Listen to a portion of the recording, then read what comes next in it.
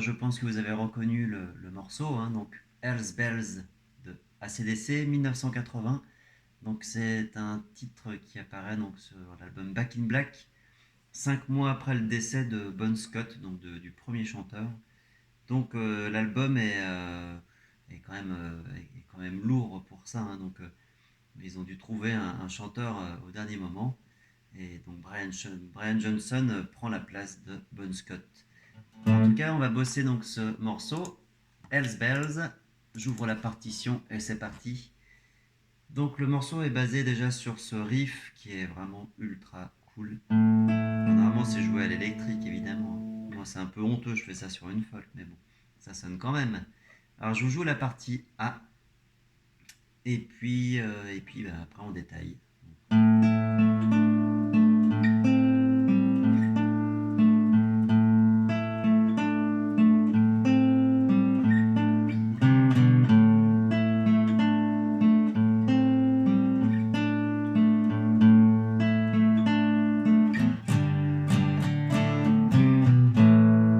Alors j'ai pas fait tous les renvois, hein. Normalement c'est la première ligne est jouée 5 fois. Là j'ai tout fait à la suite. Donc le riff, différentes positions, donc la première, 9 et 7, petit barré en 7, on décale en 5, et on revient en 7, et on refait.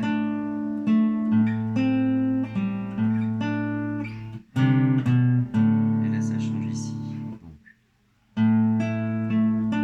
rythmiquement, on a 4 notes avec la dernière liée à une croche, et après c'est 3 notes. Il y a des, voilà, enfin, 3 notes qui suivent tout le temps. On se fait 1, 2, 3, 4, 1, 2, 3, 1, 2, 3, 1, 2, 3, 1, 2, 3, 1, 2, 3, 1, 2, 3, 1, 2, 3. Voilà. Les 4 premières croches, donc elles sont 4, et après c'est des groupes de 3 notes. Donc il faut bien isoler les positions. Et voilà, c'est surtout le rythme qui fait tout le boulot là. Donc je vous refais ça. Donc 1, 2, 3, 4.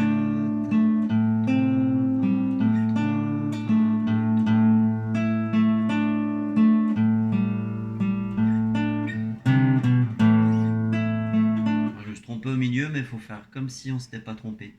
Voilà, bon, vous avez compris le système, j'imagine. Mesure 4, on termine par une note en 3 là, en 2 et 0. Il ne faut surtout pas prendre trop de cordes, hein. Ça sonne pas. Niveau du coup de médiator, je fais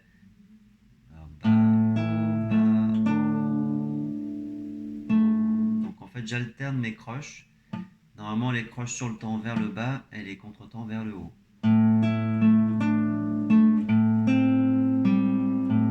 Oui, donc je respecte ça.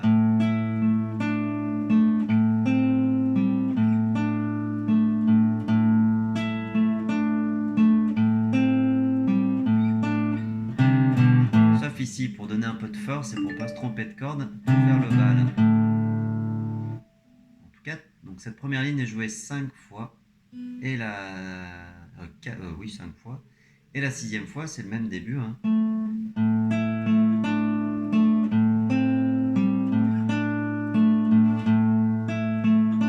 Sur un sol, sol, sol, ré, et on refait ça.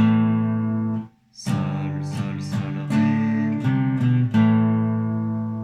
Donc je vais faire à partir de la mesure 7. Donc.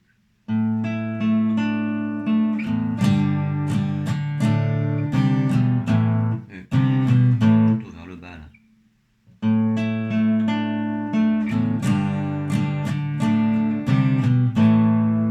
Et on va arriver donc sur la partie A' qui fait encore partie de l'intro et qui ressemble à ça. Ok, donc on arrive d'ici. Bon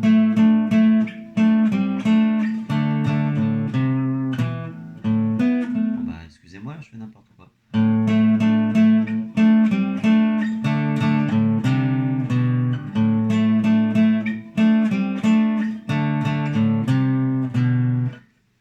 Ok, donc mesure 9, on arrive sur le contretemps donc.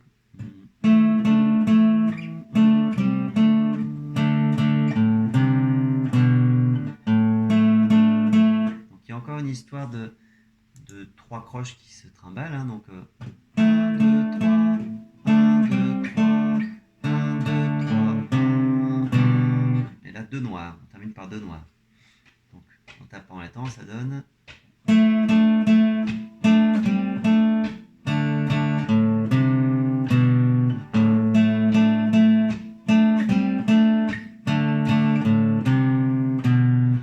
Rythmiquement, AC/DC, c'est jamais très facile, il y a beaucoup de contretemps.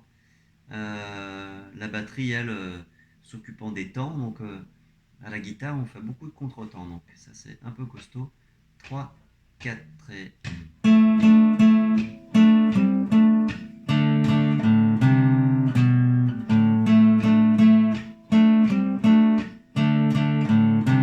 On arrive sur la partie B, donc c'est un peu la même chose que ce qu'on vient de faire, avec 2-3 petites nuances, donc plus dans les graves. Donc partie B, je joue ça, ça fait...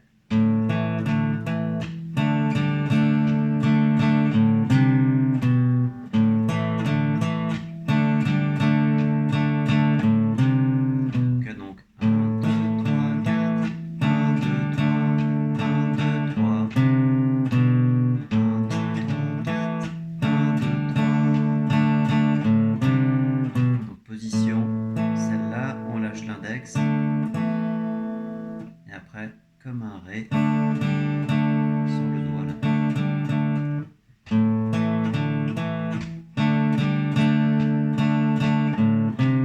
Donc ça c'est joué 4 fois.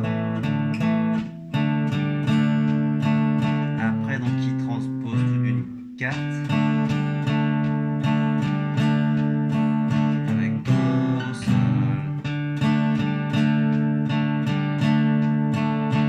Do, Sol. Et il transpose encore en Mi. Pardon. Même rythme. Ré, La.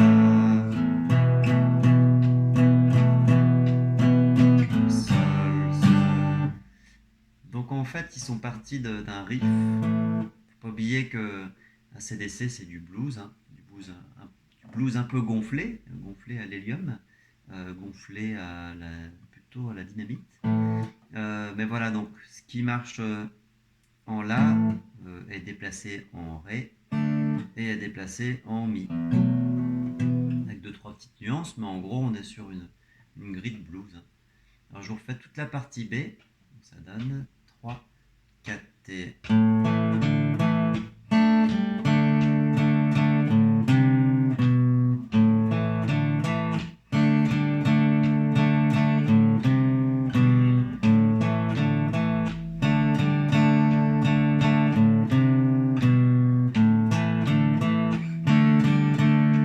transpose en Ré.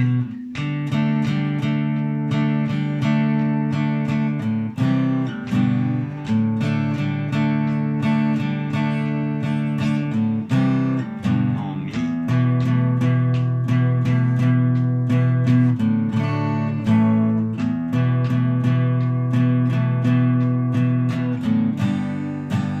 Pour la mesure 17, je fais un barré en 2, et soit l'annulaire en 4, soit le petit doigt. Voilà donc pour cette partie B. Le refrain, c'est comme l'intro, c'est la partie A. Et on va enchaîner sur le solo, la partie du solo. Donc on arrive de la mesure 28.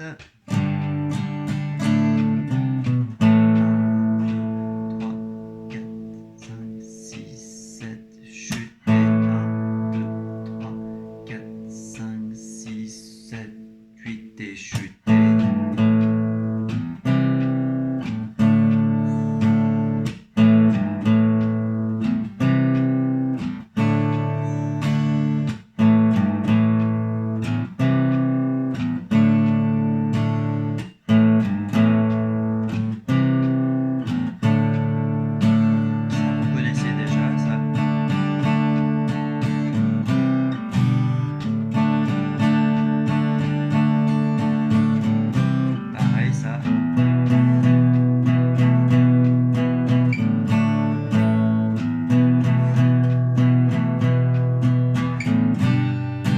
Ok, donc on va juste isoler à partir de la mesure 29.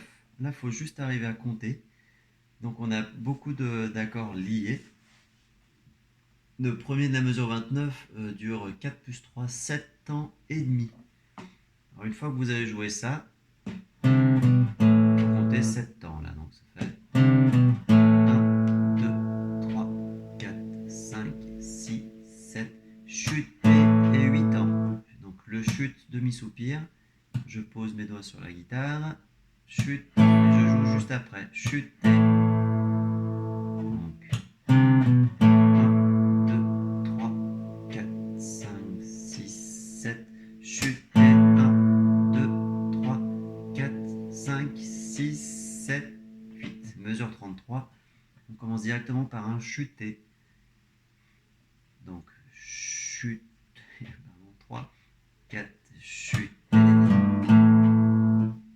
Donc je pose mes doigts, ça me fait mon silence. Avec un petit bend.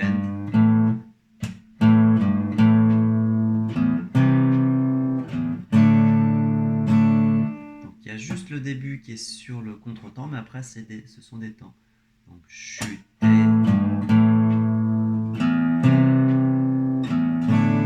Je vais mettre de la corde à vide demi pour me mettre sur le temps.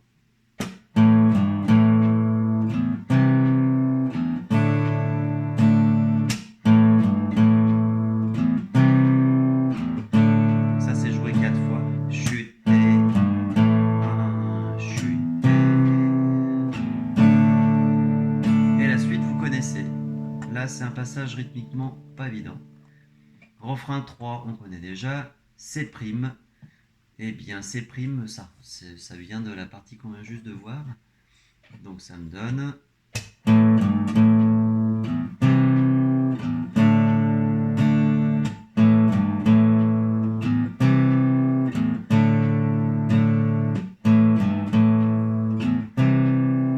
là, je y ralentis. Point d'orgue.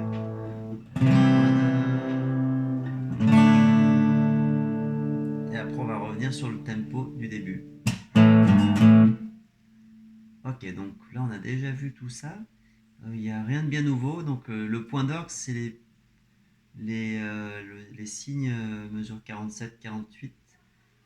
Une espèce de petit œil qui nous regarde là. Ça veut dire qu'on arrête le tempo à ce moment-là. Et donc, on plaque les accords un peu au signe. Donc, ça, faut jouer en groupe pour comprendre ce qui se passe. Là, il n'y a plus de mesure, vraiment.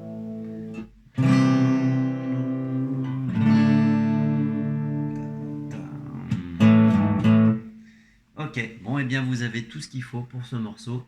Entraînez-vous bien et à bientôt.